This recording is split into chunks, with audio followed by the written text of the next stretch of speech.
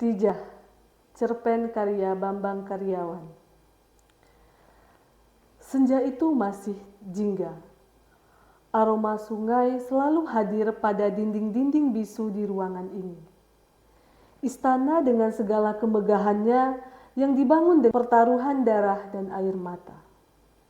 Tijah, suara lelaki yang memanggilku dengan sederhana. Aku sangat senang dipanggil dengan sebutan itu. Bersahaja. Meski nama sebenarku Sultanah Khadijah binti Daeng Pirani yang lebih dikenal dengan nama Daeng Tijah atau Tengku Puan. Nama yang penuh dengan simbol-simbol identitas kekuasaan di tanah Melayu ini. Terasa merakyat, ungkapku saat salah satu inang di istana menanyakan alasan penyebutan itu.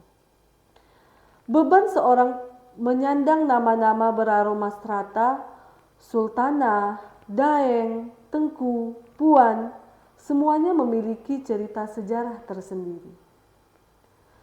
Dengan dipanggil Tijah, seperti ada kebebasan diriku sebagai seorang perempuan.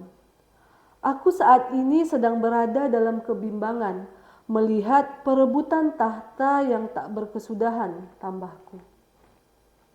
Aku ingin bebas seperti perempuan yang lain yang bisa menikmati keperempuanannya. Bercanda bersama perempuan, memasak dan menghidangkan untuk lelaki terkasih. Merapikan dan menghias rumah serta tanaman, belajar untuk menambah ilmu dan segala aktivitas lain yang menurutku dilakukan dengan segala kesenangan. Dinda, persiapkan segala perbekalan. Kita akan meninggalkan istana ini. Kita terusir. Suara lelakiku, Raja Alam. Suara yang harus kupatuhi dan tak boleh ditambah. Perjalanan sebagai perempuan setia yang wajib mendampingi dan selalu menawarkan senyum kala lelakiku selesai menjalani hari dalam menata ambisinya menjadi Sultan Siak. Aku hanya bisa mengikuti arah kapal dan rimbunan misteri hutan. Dari Batubara, Palembang, Johor, Kalimantan, Siantan, dan merayau di Selat Melaka. Tak terbayangkan terombang-ambing dalam perjalanan darat dengan belantara hutan dan gelombang lautan Cina Selatan. Aku lelah, teriak batinku. Hanya dapat kurasakan lewat batin. Seulas senyum harus kupersembahkan selalu sebagai bentuk tanda setia seorang istri pada suami. Seorang perempuan pada lelaki pilihannya. Entahlah, batinku kembali mempertanyakan, apakah begitu para lelaki ketika sudah berkeinginan nak berkuasa? Hilang akal dan hilang saudara. Aku tak tahu mana yang benar. Apakah Raja Alam, lelakiku, atau Tengku Buang Asmara, adik iparku? Tak terpikirkah Kanda, Raja Alam untuk berdamai dengan Tengku Buang Asmara? Tanyaku kala perahu yang membawaku membelah hamparan biru laut Selat Melaka. Masih perlukah Kanda ulang-ulang alasan mengapa Kanda melakukan ini? Jawabnya tetap sama, karena marwah. Sampai saat ini masih terngiang di telinga Kanda bagaimana ucapan Ayahanda Sultan Abdul Jalil Rahmat Syah, barang siapa yang hidup itulah anak kita. Kanda ingin membuktikan bahwa Kandalah anak yang hidup itu. Tegasnya dengan menggenggam tangan seerat menggenggam butiran batu yang terbuai menjadi pasir. Nada tegasnya membuatku dalam situasi antara kagum dan bimbang.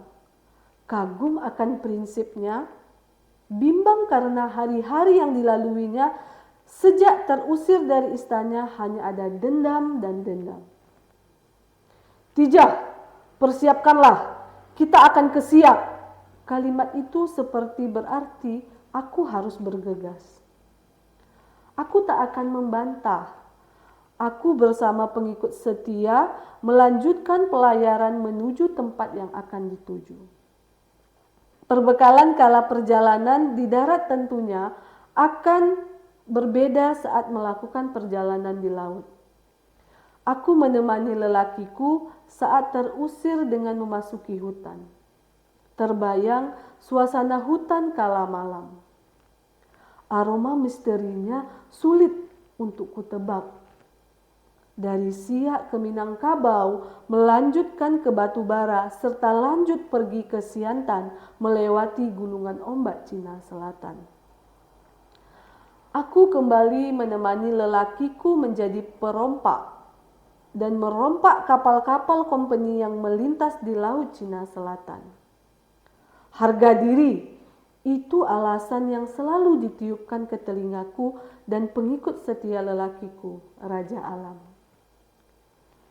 Kita akan ambil hak kita dan Kandala anak yang hidup itu, ucap lantangnya. Pelayaran kali ini terasa sunyi.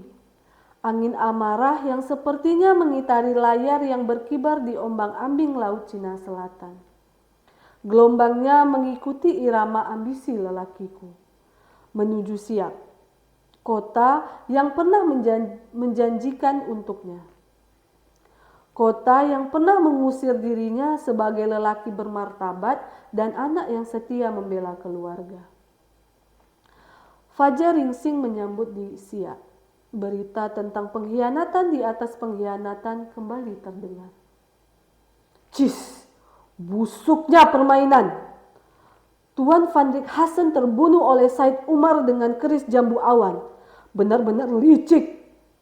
Siasat memberikan barang persembahan dan peti-peti berkain sutera ternyata berisi keris dan sondang.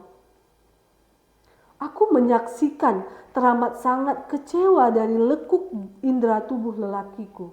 Tragedi guntung bagiku meninggalkan kesan teramat. Siasat yang telah disusun lelakiku menjadi poranda karena khianat.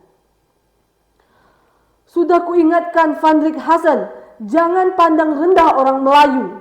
Panjang lebar kudengarkan lelakiku meluahkan kekesalannya. Berharap kemenangan sudah di ujung mata, tetapi lesap dalam genggaman. Tidak! Tersentak aku dalam lamunan tragedi pilu. Apakah Kanda harus lakukan sekarang? Anak kita Tengku Muhammad Ali pun ikut berkhianat pada Kanda. Pertanyaan yang membesarkanku sebagai seorang perempuan sekaligus luka sebagai seorang ibu. Aku mencoba memilih kata yang tepat agar tidak melemahkan lelakiku yang sedang perlu sandaran. Pilihan Kanda hanya ada dua, mengalah dengan sejarah atau menaklukkan sejarah. Mengalah dengan mundur dari perseteruan tak berkesudahan dengan Tengku Buang Asmara atau menaklukkan dengan merebut yang menjadi hak Kanda serta membuktikan bahwa memang Kandalah anak yang hidup itu. Tentang anak kita, Tengku Muhammad Ali, Dinda yakin ada alasan kuat membuatnya berseberangan dengan Kanda. Ucapku di antara semilir angin yang menembus dedaunan sunyi di pinggiran sungai ini. Baiklah, kita lihat perjalanan waktu apakah Kanda mengalah atau menaklukkan sejarah. Tegas lelakiku, Raja Alam dalam gelisah bertemakan riak sungai di hadapan. Waktu tak pernah meninggalkan sejarah pada penggalannya yang lelah.